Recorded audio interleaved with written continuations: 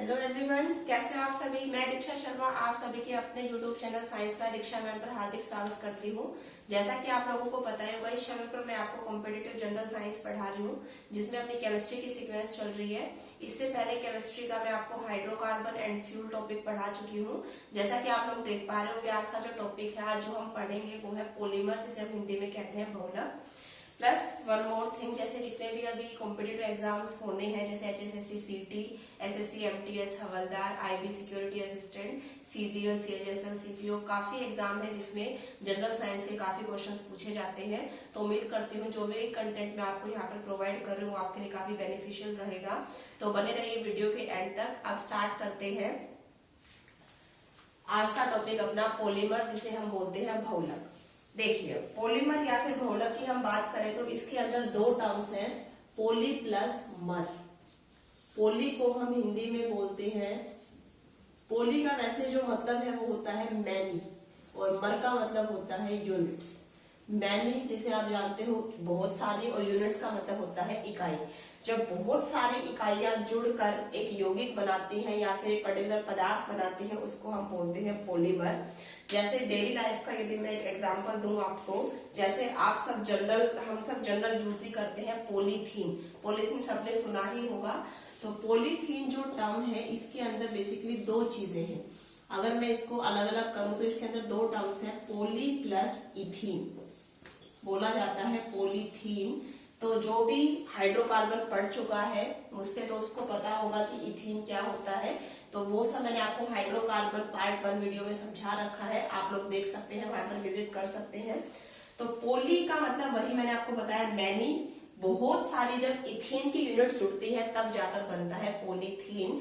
तो जो हम डेली लाइफ में पॉलीथीन यूज करते हैं वो क्या है, एक टाइप का एक पॉलीमर है। आई होप आपको समझ आ गया होगा पॉलीमर का क्या मतलब होता है। अब पॉलीमर को यदि हम फर्दर बात करें तो इसके दो टाइप्स बोले जाते हैं, या फिर आप कह सकते हो इसको दो कैटेगरी में बांटा जाता है। एक होता है नेचुरल पॉलीमर और एक होता है सिंथेटिक, या फिर आप जिसे कह सकते हो मैन मेड पॉलीमर। तो सबसे पहले हम बात कर लेते हैं प्राकृतिक बहुलक की, जिसे हम कहते हैं नेचुरल पॉलीमर।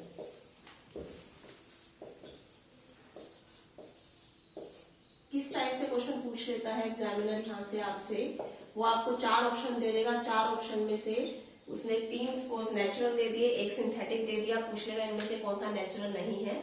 तो आपको नाम याद रखने हैं, कौन से प्राकृतिक है और कौन से कृत्रिम है। नाम से पता लग रहा है प्राकृतिक या फिर नेचुरल, जिनका सोर्स नेचुरल है, जो हमें नेचुरली अवेलेबल है, उनको हम नेचुरल पॉलीमर की कैटेगरी में रखेंगे। एग्जाम्पल यहाँ पर क्या आ जाएगा, जैसे स्टार्च, सेलुलोज वगैरह, ये सब जो है हमें नेचुरली मिलते हैं, प्राकृतिक रूप से मिल जाते हैं, इसलिए हम इनको नेचुरल पॉलीमर या फिर प्राकृतिक बहुलक की कैटेगरी में रखेंगे। दूसरा है कृत्रिम बहुलक। कृत्रिम बहुलक या फिर जिसे हम इंग्लिश में बोल देते हैं सिंथेटिक पॉलीमर। सिंथेटिक कह सकते हो यहाँ पे से, या फिर मैन मेड, आर्टिफिशियल, कुछ भी बोल सकते हो। सिंथेटिक पॉलीमर की यदि मैं बात करूं तो इसमें एग्जांपल आपके पास क्या क्या आ जाएगा, जैसे प्लास्टिक। डेली लाइफ के जितने भी मटेरियल है अपने, प्लास्टिक है, या फिर आप कह सकते हो रबर और रेशे। प्लास्टिक और रबर को इंग्लिश में हम यही बोलेंगे, रेशे को इंग्लिश में हम बोलते हैं फाइबर्स। प्लास्टिक, रबर और फाइबर, ये सब एग्जाम्पल किसके हैं, कृत्रिम बहुलक के हैं। तो सपोज एग्जामिनर ने आपसे क्वेश्चन पूछा कि इनमें से कौन सा एक नेचुरल पॉलीमर है। ऑप्शन उसने दिए प्लास्टिक, फाइबर, स्टार्च और यू कैन से रबर। तो प्लास्टिक, रबर और फाइबर मैंने आपको बताया किसकी कैटेगरी में है, आर्टिफिशियल या फिर सिंथेटिक पॉलीमर में, और जबकि स्टार्च, सेलुलोज, ग्लाइकोजन, ये सब होंगे नेचुरल पॉलीमर की कैटेगरी में। तो अब इस चैप्टर से क्वेश्चन कैसे बनेगा, इतना तो आपको मैंने गो थ्रू करा दिया है कि नेचुरल और आर्टिफिशियल पॉलीमर में क्या डिफरेंस है, क्या इनके एग्जाम्पल है। अब यहाँ से क्वेश्चन पूछा जाएगा कि वो बनते कैसे हैं। तो देखिए, पॉलीमर जब बनता है, मर का मतलब मैंने आपको कहा यूनिट्स, बहुत सारी यूनिट्स, कि वो कौन सी पर्टिकुलर यूनिट होगी जिसके जुड़ने से पॉलीमर बनेगा। तो वो जो यूनिट है जो कि बार बार रिपीट की जाती है, दोहराई जाती है, रिपीट या फिर आप कह सकते हो दोहराई जाती है, उसको हम बोलते हैं उस पर्टिकुलर पॉलीमर का मोनोमर। मोनोमर, या जिसे फिर आप कह सकते हो हिंदी में एक लक। मैंने आपसे क्या कहा, क्वेश्चन कैसे बनेगा, कोई आपको पर्टिकुलर पॉलीमर दे दिया जाएगा और एग्जामिनर आपसे उसका मोनोमर या फिर एकलक पूछ लेगा। जैसे कौन सी वो सिंगल यूनिट है जो कि बार बार रिपीट की गई ताकि उससे एक पॉलीमर बना। जैसे मैंने आपसे अभी कहा था पॉलीथीन। पॉलीथीन एक प्लास्टिक है, सब जानते ही हो पॉलीथीन क्या है, एक प्लास्टिक है। तो पॉलीथीन के अंदर आपसे कहा गया कि पॉलीथीन का कौन सा मोनोमर है, पॉलीथीन का कौन सा एकलक है। इस बात का क्या मतलब हुआ कि पॉलीथीन हमें कौन सी उस इकाई को बार बार दोहराने से बनेगा। तो उसके लिए आपको क्या करना है, इस पॉलीथीन में से दो टर्म मिलकर, पॉलीथीन जो है दो टर्म से मिलकर बना हुआ है, पोली प्लस इथीन। आप पोली हटा दो, पीछे जो टर्म बच जाती है वो उसका क्या हो जाएगा, मोनोमर। तो आप सबको दिख ही रहा होगा पॉलीथीन का मोनोमर कौन है, वो है इथीन, या फिर जिसे हम, मैंने आपको कहा था लास्ट क्लास में, एथीन बोल दो, या फिर एग्जामिनर कई बार इसको एथिलीन बोल देता है ऑप्शन में, इथीन या एथिलीन। तो पॉलीथीन कब बनेगा, जब किसकी बहुत सारी इकाइयां दोहराई जाएंगी, इथीन की। तो आई होप आपको क्लियर हो गया होगा। तो डेली लाइफ का यूज किया जाने वाला प्लास्टिक, जो कि मतलब एक एग्जांपल के तौर पर मैंने आपको कहा पॉलीथीन, तो पॉलीथीन किसके बहुलीकरण से प्राप्त होगा, तो आपको याद रखना है इथीन के बहुलीकरण से, या फिर इसको आप बोल सकते हो एथिलीन। तो प्लास्टिक फाइबर और प्लास्टिक फाइबर और रबर, इनको अब हम थोड़ा सा डिटेल में पढ़ते हैं। देखिए ध्यान से, प्लास्टिक की यदि हम बात करें, डेली लाइफ में यूज किया जाने वाला जो प्लास्टिक है वो दो कैटेगरी में बांटा जाता है। एक तो होता है थर्मोप्लास्टिक, इंग्लिश हिंदी सेम, और दूसरा होता है थर्मोसेटिंग प्लास्टिक।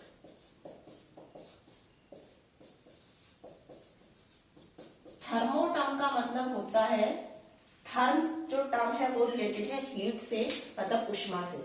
तो थर्मोप्लास्टिक वो प्लास्टिक होता है जिस प्लास्टिक को आप बार बार गर्म कर सकते हो, बार बार ठंडा कर सकते हो, उसकी शेप चेंज की जा सकती है बार बार ठंडा या गर्म करने से, उसको हम रखते हैं थर्मोप्लास्टिक की कैटेगरी में। जबकि थर्मोसेटिंग प्लास्टिक, नाम से पता लग रहा है थर्मोसेटिंग, सेटिंग का मतलब परमानेंट सेटलमेंट जिसमें हो जाए, कि एक बार आपने जो चेंज किया वो परमानेंट रहेगा, बार बार उसकी शेप चेंज नहीं की जा सकती।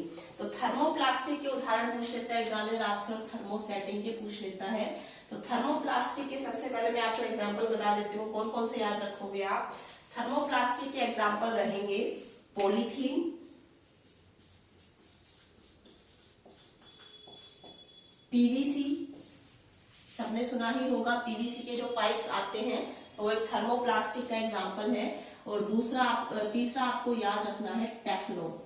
टेफ्लॉन भी एक प्लास्टिक है। तो वन बाय वन मैं आपको इनके यूजेस बताऊंगी और इनके मोनोमर बताऊंगी। तो पॉलीथीन, पीवीसी और टेफ्लॉन, ये सब एग्जांपल है किसके, थर्मोप्लास्टिक के। जबकि थर्मोसेटिंग प्लास्टिक का आपको याद रखना है, काफी बार एग्जाम में पूछा गया क्वेश्चन, बेकेलाइट। इंपॉर्टेंट क्वेश्चन है, मार्क कर लेना यदि आप नोट्स बना रहे हो साथ साथ। तो बेकेलाइट जो है, क्वेश्चन आया कि वो किस प्रकार का प्लास्टिक है, ऑप्शन दिया थर्मोप्लास्टिक या थर्मोसेटिंग प्लास्टिक। तो आपको याद रखना है बेकेलाइट एक थर्मोसेटिंग प्लास्टिक है। बेकेलाइट और एक और होता है मेलामाइन। तो ये सब जो है थर्मोसेटिंग प्लास्टिक की कैटेगरी है। अब वन बाय वन इनके हम पढ़ लेते हैं मोनोमर।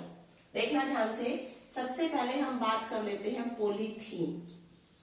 पॉलीथीन का मैंने अभी आपको बताया था, पॉलीथीन का जो मोनोमर है, या फिर आप कह सकते हो एकलक, हिंदी में मैं बोलूं तो पॉलीथीन का मोनोमर क्या होगा, एकलक क्या होगा।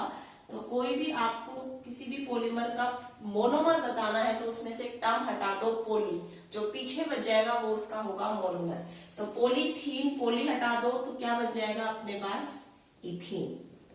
तो पॉलीथीन का मोनोमर आपको याद रखना है इथीन, या फिर हम इसको दूसरा बोल सकते हैं एथिलीन। इथीन या फिर एथिलीन आप कहो, एक ही बात है। फॉर्मूला होता है CH2 डबल बॉन्ड CH2। ये सारी चीजें मैं आपको हाइड्रोकार्बन पार्ट 1 में बता चुकी हूँ, वीडियो बनी हुई है प्लेलिस्ट के अंदर, आप वहां पर जाकर देख सकते हो। चलिए, तो पॉलीथीन का आपको मोनोमर पता लग गया है इथीन। अगला हम बात कर लेते हैं पीवीसी। पीवीसी की तो एग्जाम में फुल फॉर्म भी पूछी गई कई बार। पीवीसी की फुल फॉर्म आपको याद रखनी है, poly vinyl chloride, English Hindi same, polyvinyl chloride. तो पीवीसी का मोनोमर यदि आपसे पूछा जाए तो मैंने आपको कहा पॉली हटा दो, जो पीछे बच जाएगा वो अपने पास होगा उसका मोनोमर, दैट इज पीवीसी का मोनोमर आपको याद रखना है विनाइल क्लोराइड। पीवीसी की यदि हम यूजेस की बात करें, इसके प्रयोग की बात करें, तो पीवीसी को हम यूज करते हैं कहाँ पर, पाइप्स वगैरह में। पाइप्स वगैरह बनाने में किसका प्रयोग किया जाता है, तो आपको याद रखना है पीवीसी का। केबल्स वगैरह भी जो आती है वो पीवीसी की केबल जैसे आपने सुनी होगी। तो ये सारे जो है प्लास्टिक हैं, और वो भी कौन सा प्लास्टिक, थर्मोप्लास्टिक। उसके बाद जो है तीसरा टेफ्लॉन, ये भी कई बार पूछा गया एग्जाम में, इसका यूज पूछा गया कि टेफ्लॉन को यूज कहाँ किया जाता है। देखिए एक बार यूज पर जाने से पहले टेफ्लॉन जो है वो एक कॉमन नेम है, साधारण नाम है। इसका आपसे साइंटिफिक नेम पूछा गया एक बार, तो टेफ्लॉन का साइंटिफिक नेम होता है PTFE। बहुत इंपॉर्टेंट क्वेश्चन आया कि PTFE के नाम से किसे जाना जाता है, तो वो टेफ्लॉन, या फिर कहा जा सकता है टेफ्लॉन का रासायनिक नाम क्या है, PTFE। फुल फॉर्म इसकी क्या याद रखनी है आपको, P से पोली, T से टेट्रा, F से फ्लोरो और E से इथीन, या फिर आप कह सकते हो एथिलीन। तो टेट्रा फ्लोरो एथिलीन ये कहा जाता है PTFE, या फिर आप कह सकते हो टेफ्लॉन दूसरी भाषा में। तो टेफ्लॉन का मोनोमर आपसे पूछा जाए तो आप क्या करोगे, वही काम, पोली हटा दो, पीछे जो बच जाएगा वो उसका मोनोमर होगा, that is tetra fluoro ethylene. तो टेफ्लॉन कब बनेगा, जब आप टेट्राफ्लोरोएथिलीन की बहुत सारी इकाइयां, बहुत सारी यूनिट एक हाई टेम्परेचर और हाई प्रेशर पर जोड़ोगे तब जाकर बनता है टेफ्लॉन। इसको यूज कहाँ किया जाता है, टेफ्लॉन को यूज किया जाता है, जैसे आजकल काफी ट्रेंड में है नॉन स्टिकी बर्तन, घर में जैसे हम यूज करते हैं, जो खाना न चिपकने वाले जो बर्तन हैं उनकी सतह पर या फिर उनकी जो परत है उस पर किसकी कोटिंग की जाती है, तो आपको याद रखना है उनकी सतह पर टेफ्लॉन की कोटिंग की जाती है। कई बार क्वेश्चन आया एग्जाम में कि नॉन स्टिकी, खाना न चिपकने वाले या फिर आप कह सकते हो नॉन स्टिकी बर्तनों में कौन से प्लास्टिक का प्रयोग किया जाता है, तो आप याद रखोगे नॉन स्टिक बर्तनों में प्रयोग किया जाता है टेफ्लॉन का।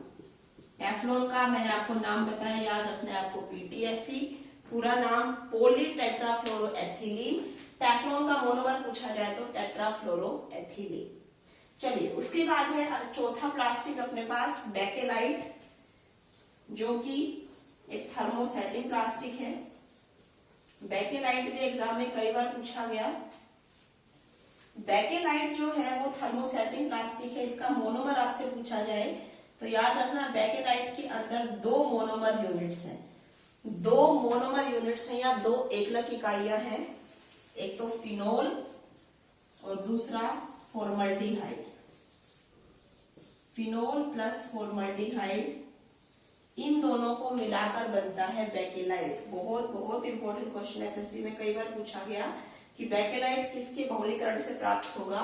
Bakelite is found by the polymerization of, तो इसके अंदर आपको दो यूनिट जोड़नी पड़ेंगी, बार बार दोहरानी पड़ेंगी, पहली फिनोल और दूसरी फॉर्मल्डिहाइड।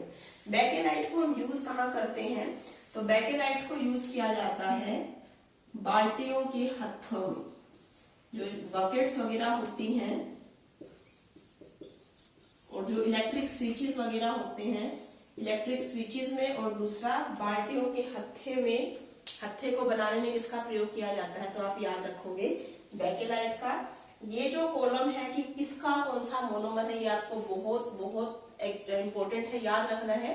क्वेश्चन जो बनेगा वो मोनोमर से ही बनेगा। तो एक बार फटाफट से रिकॉल कर लेते हैं क्या क्या पढ़ा अभी तक हमने। पॉलीथीन का मोनोमर सिंपल है, पोली हटा दो इथीन।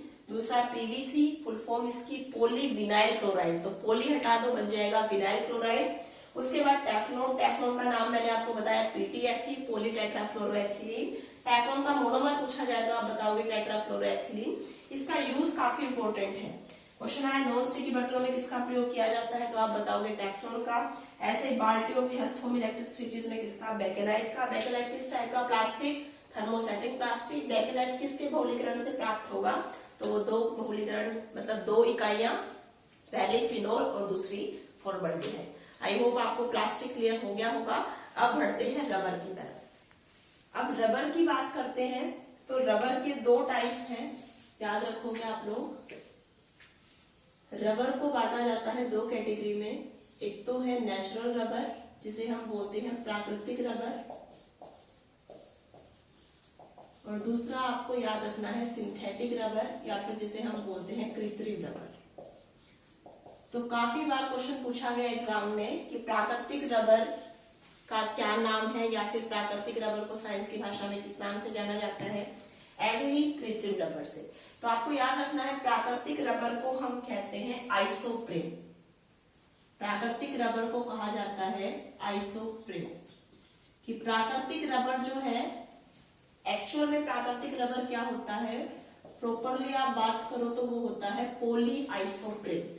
तो आपसे क्वेश्चन कहा गया कि प्राकृतिक रबर किसका बहुलक है, मतलब प्राकृतिक रबर के अंदर कौन सा मोनोमर यूज किया जाएगा, कौन सी एकलक इकाई यूज की जाएगी, या फिर दूसरी सेंस में एग्जामिनर कह सकता है प्राकृतिक रबर किसके बहुलीकरण से प्राप्त होता है। तो आपको वही काम करना है, पोली हटा दो, मैंने आपको कहा था पोली हटा दो, जो पीछे यूनिट बन जाएगी वो हो जाएगा उसका एकलक या फिर मोनोमर। तो प्राकृतिक रबर किसके बहुलीकरण से मिलेगा, वो हमें मिलेगा आइसोप्रेन के बहुलीकरण से। उसके बाद है कृत्रिम रबर। कृत्रिम रबर का जो साइंटिफिक नेम है वो होता है नियोप्रेन। कंफ्यूज नहीं होना है आपको आइसोप्रेन और नियोप्रेन में। क्वेश्चन आया कि आइसोप्रेन कैसा रबर है, तो वो प्राकृतिक रबर है, जबकि नियोप्रेन कैसा है, वो है कृत्रिम रबर।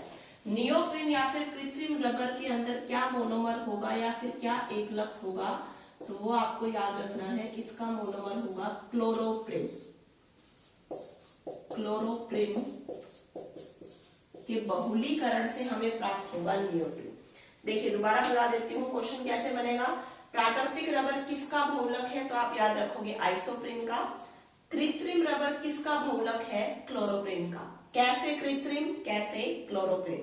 और कृत्रिम रबर को हम किस नाम से जानते हैं, वो जानते हैं नियोप्रेन के नाम से। इनका यदि आप फर्दर साइंटिफिक नेम बात करो तो पूछ लेते हैं कई बार, ऐसे इतना इंपॉर्टेंट तो नहीं है, फिर भी बता देती हूँ आपको, नॉलेज पॉइंट ऑफ व्यू से याद रखना चाहो तो।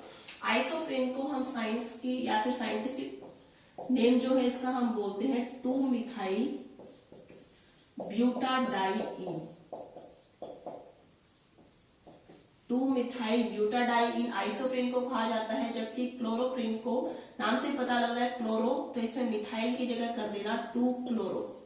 तो 2-क्लोरो ब्यूटाडाइईन।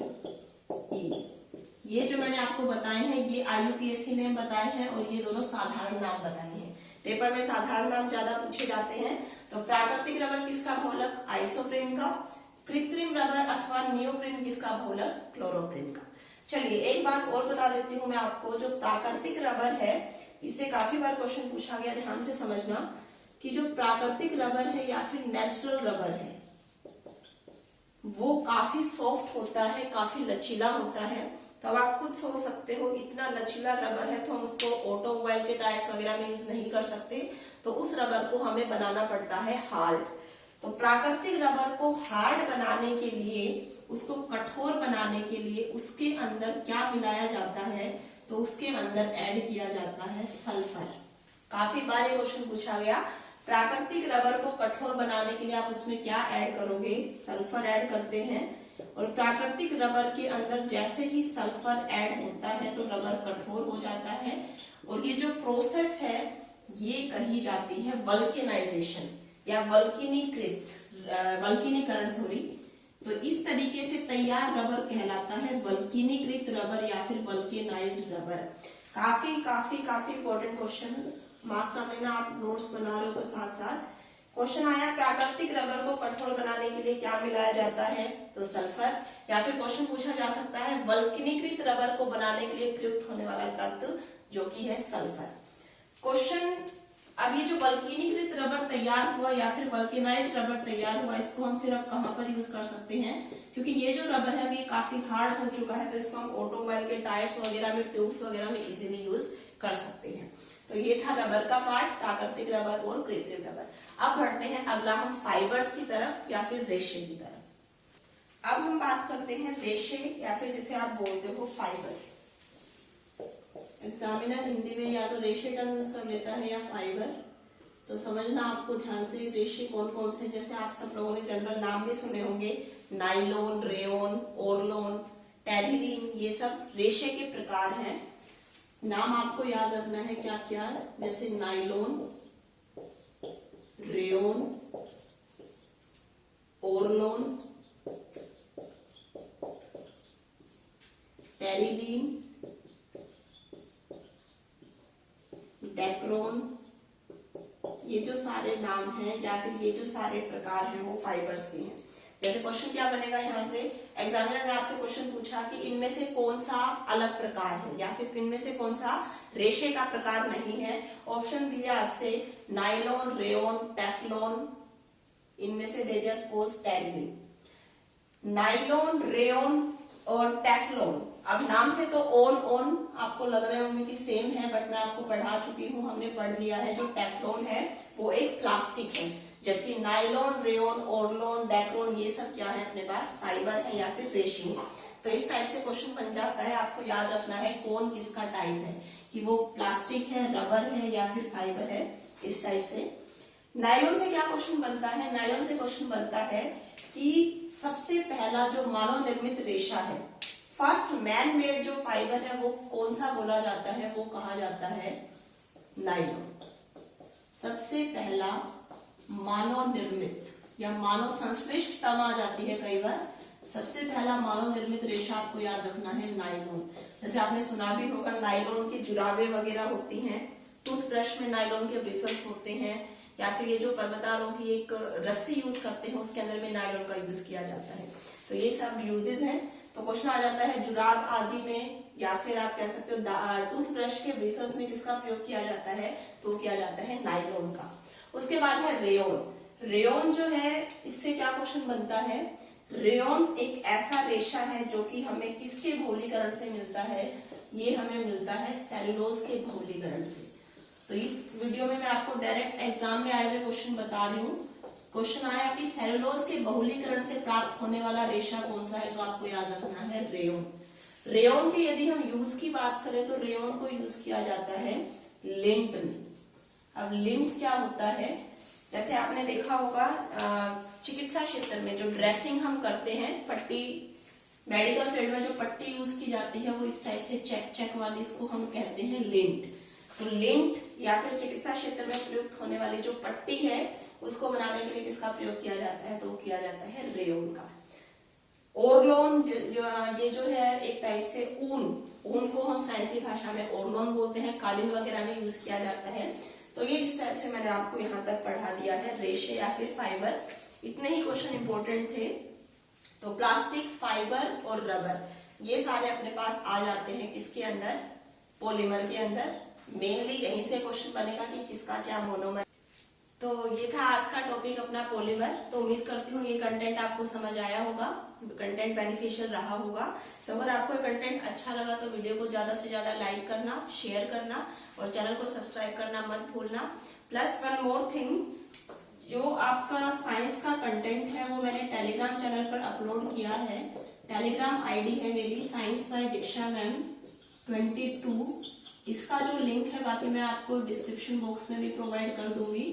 तो आप इस टेलीग्राम चैनल पर चले जाना। वहां पर आज मैंने 100+ क्वेश्चन की, साइंस के क्वेश्चंस की पीडीएफ अपलोड की है। तो वो जो पीडीएफ है वो टारगेटेड है SSC, MTS, HSSC, CET, IB security assistant, CGL, CPO, जितने भी कॉम्पिटिटिव एग्जाम है जिसमें जनरल साइंस से क्वेश्चन पूछे जाते हैं। तो उस बिहाफ पर ये पीडीएफ है। इस टेलीग्राम चैनल पर जब आप जाओगे तो इस पीडीएफ को भी गो थ्रू करना एक बार। और ये अपना जो टॉपिक था पॉलीमर केमिस्ट्री का, उम्मीद करती हूँ आपको समझ आया होगा। तो इस वीडियो को अगर आप अच्छी लगी आपको ये वीडियो, तो इसको ज्यादा से ज्यादा शेयर करना, लाइक करना और चैनल को सब्सक्राइब करना मत भूलना। Thanks for watching the video.